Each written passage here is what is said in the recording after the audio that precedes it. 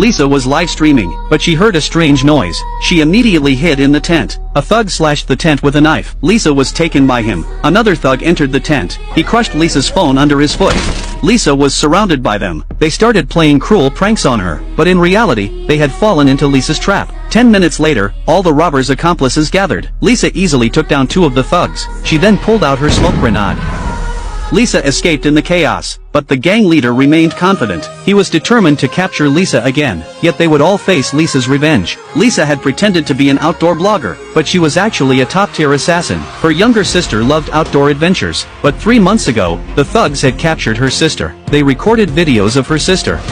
Her sister was sent to heaven by them. Lisa was overwhelmed with grief, but the police couldn't catch those criminals, so she decided to avenge her sister. She deliberately started live streaming online. After the thugs targeted her, she set up numerous traps in the forest. While the thugs searched for her, she retrieved her gear. Her mission had officially begun. When one thug was looking for her, he accidentally triggered her trap. Lisa began humiliating him. Then she sent him to heaven. Another thug appeared. Lisa silently stalked him. She tied him up with rope. She then bound him to a tree. She swiftly took revenge for her sister. Another thug came searching for Lisa, but Lisa appeared behind him. He immediately jumped into the lake. Lisa dove in after him.